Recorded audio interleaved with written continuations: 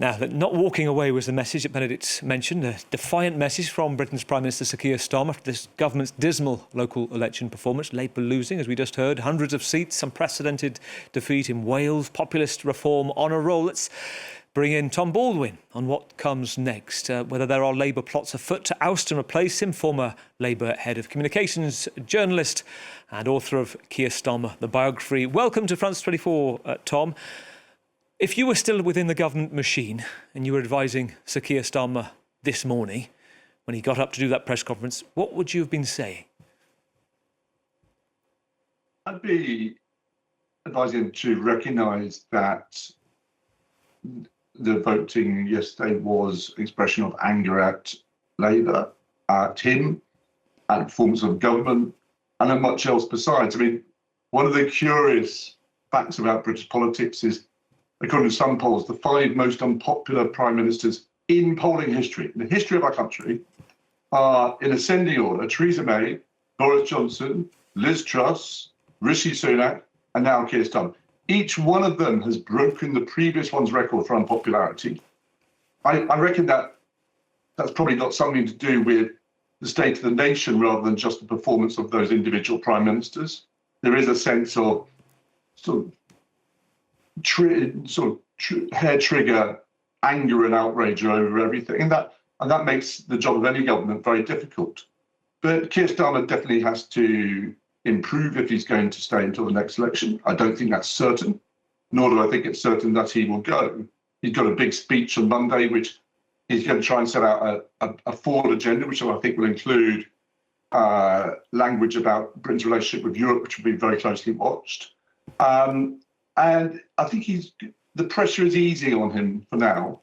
The losses were very, very big last night, but actually not at the top end of people's worst fears. And the truth of this is that Labour's losing votes in 5 different ways to 5 different parties. It's not just about the populist right and reform. It's about the Greens. It's about the Liberal Democrats. It's about the nationalist parties in Scotland and Wales. And you can't really have a coherent story out of last night, except that Labour needs to do better. And I think Labour should talk about how it's going to do better rather than these other parties right now. Within your book, you talk about the quote here: Keir is like a ratchet. He relentlessly moves in only one direction. He never goes backwards. This is a quote in the biography from a friend of Keir Starmer. Does therein lie the rub?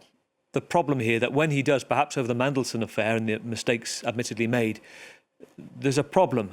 What's your reading? Because the other point I want to make that you talked about after the release of the book is the identity of Keir Starmer. You said would only be known through his acts of government. So who is he? I think his event has actually been more occluded by government than it was before.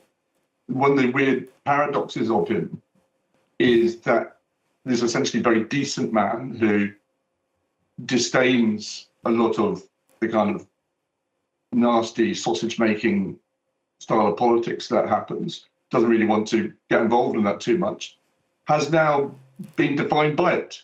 I don't think that is characteristic of him, but it's been very typical of this Prime Minister, and that's part of his problem.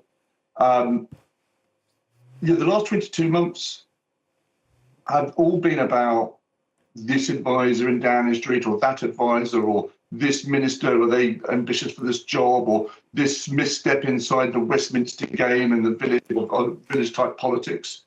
It hasn't been nearly enough about the very real problems facing Britain and the world. And you need to sort of turn inside out now. Turn back towards the British people, towards the real crisis in terms of cost of living in their lives, the real crisis going on around the world, rather than this sometimes rather artificial crisis of Westminster politics, which doesn't do anything about the price of eggs. You know those around Sir Keir, colleagues that you will know well within the party. I just wonder whether you think they are privately thinking Sir Keir can pick up the pieces, recover in time to take on Nigel Farage and Kemi Badenoch at the next election, or whether there is a point now that actually this is a graceful exit. You talked about the positives, what he wants to bring. What you think the mood is immediately in those around him? I think the mood around him is that he probably does have some breathing space now. The negative reasons for him staying on are still very much in place. That it's not like there's an obvious successor. A Labour leadership contest now, which involves the Labour Party turning inwards to talk about itself, of all the posturing, pandering, positioning that would go on to different factions of the Labour Party now, I think would be very bad for Britain. It would be irresponsible for the Labour Party to do that. I think you could see a run on the markets. You could see debt repayments having to go up. You could see interest rates going up. You could actually see Britain's defences being left exposed by such a contest. So it'd be irresponsible to do anything now. That doesn't mean that he's necessarily going to fight the next election. What it means, I think, is he's got a breathing space. So he's got a speech on Monday to set out a big agenda for the next 12 to 18 months. And around that, I think the party can unite, because there is, some people want to move now. Some people who are ambitious for the job want to move now. I don't think anyone wants to move first.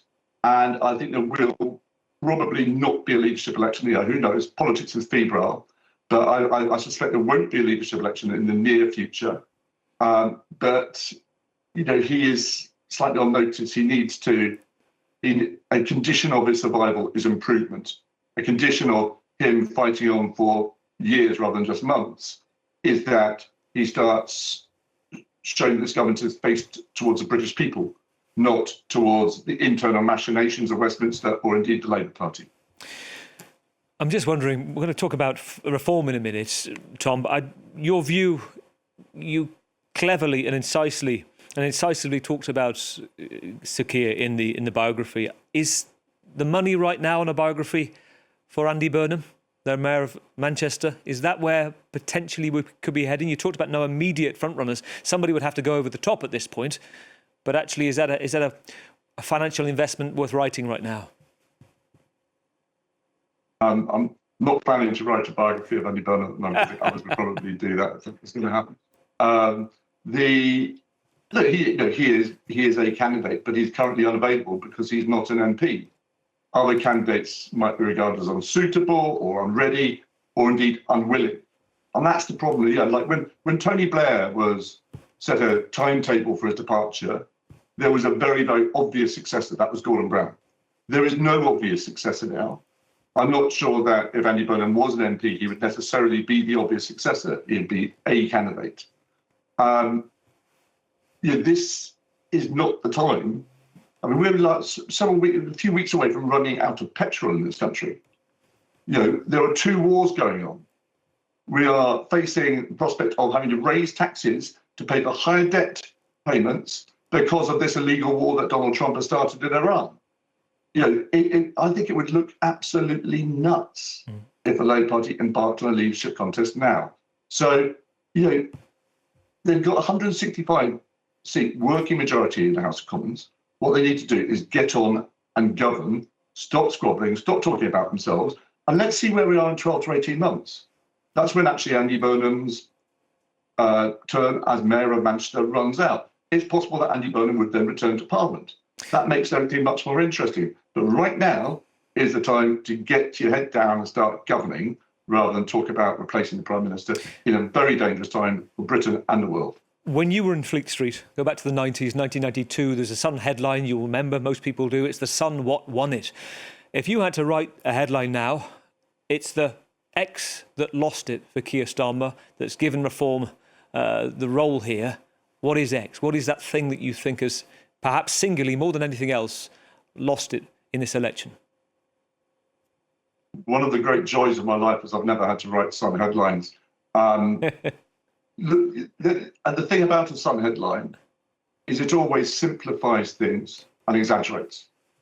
And there's a lot of different factors. The truth is not something that can be put into a single sentence and a single headline, I'm afraid.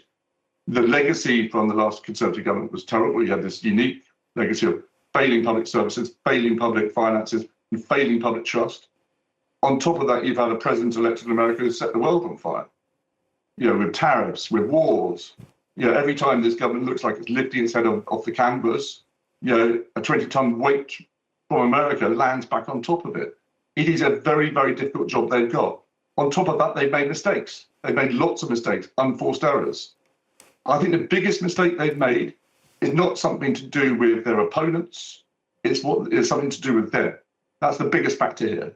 And that is they have been caught up in a kind of politics which is of interest really to about 500 people in Westminster. It's about advisors. It's about, micro decisions about vetting procedures or appointments of X, Y, and Z. And one of the reasons why people feel alienated from politics in this country and in large parts around the world is that kind of conversation about politics which excludes them. They feel that politics is not about them, it's just about the people in power or the people vying for power. It's a game. And I know Keir Starmer, I know that he abhors that kind of politics. I know one of the reasons why I think he's very determined to stand, keep going and fight on, is he doesn't want that to be the reason he's forced out, because that's not him. He would like to be defined by changing this country for the better, keeping this country safe, investing for the long term. And if he goes now, that won't be his legacy. So I think he wants. I think he feels it's his duty to stay on now. I also think for himself, he wants to be known for something else other than the appointment of an ambassador to the United States, who, if he had trusted his own instincts, he wouldn't have appointed in the first place. I'm also fascinated by the optics today of Nigel Farage in the resplendent sunshine victory with a tie. I think a lot of people will be reading into those multicolours, not just the turquoise of the party. One thing that strikes me of just assessing his character, Tom, we call him a populist, and I wonder if populism, the pejorative, has disappeared from that now. I was listening, interestingly, tomorrow is the inauguration of the new Hungarian Prime Minister, Peter Magyar. He was asked this week, are you a populist? He said, I am a populist. I speak for the people, on behalf of the people, and to the people. I'm a proud populist. And I wonder, you mentioned President Trump, with that wind, there's a change to the term, and actually there's a benefit, a bounce for Nigel Farage. Well, we have to remember that Nigel Farage is deeply unpopular in this country. I think he's the second most unpopular leader after Keir Starmer. What he's got is he's got a portion of the electorate, an angry portion of the electorate, who are voting for him. But, he's polling around 25% of the polls. I think maybe he got a little bit more than that yesterday, but it's not more than that. And there's a large part of the country which is terrified by the prospect of a reform government. The question is how you can unite those voters to stop reform. In France, you have a much better electoral system, which means the very far right parties are being kept out of power. In Britain, we have first past the post, which could mean Nigel Farage becomes Prime Minister on just 23, 24, 25% of the vote. I think that'd be a disaster for Britain. He hasn't yet had proper scrutiny. I mean, there was a story which broke during this local election campaign, how he had taken a secret £5 million donation from non-domiciled Bitcoin billionaire in Thailand, which he'd never even disclosed. He should have disclosed it. He hadn't, for his personal security or whatever, for his lifestyle. Who knows? And if that happened to a Labour leader, it would have been front page news for weeks. And there's still this weird thing that you have with Farage, and it's a bit like Donald Trump, that it's kind of factored in that he's a bit dodgy, that he does this sort of stuff, and his bail will be given, and no one can get a grip on him. I think the closer the prospect of him actually coming to power becomes, I hope there'll be more scrutiny of him. Already they're in power in some councils, and it's been a total disaster. Places like Staffordshire, it's been total chaos. So, the test of them in power, if and when they win more councils, the scrutiny that Nigel Farage should get from our media, which is very hostile to the left, and large parts of the media want Farage to succeed. But I still think there's enough free media in this country to put the spotlight on him. And also, voters will need to decide, whether they want him as Prime Minister, because politics isn't a referendum. And elections aren't referendums on whether you think the government's done a great job. It's a choice between better and worse. And in my mind, I think in the mind of most people in this country, Nigel Farage would be much, much worse. That's a question about how to unite and build a coalition of those voters. Tom, really good to talk to you. And just a point on Nigel Farage, the questions about him is there a quid pro quo here in this donation? He maintains it's simply for security. There's nothing the other way. Really good to talk to you, Tom Baldwin. Know, do we? Thank you very much for having me. Thank you. Former Labour Head of Communications, former senior journalist both at The Times and The Telegraph, and author of Keir Starmer, The Biography. Stay with us. We'll be back on France 24 in just a moment.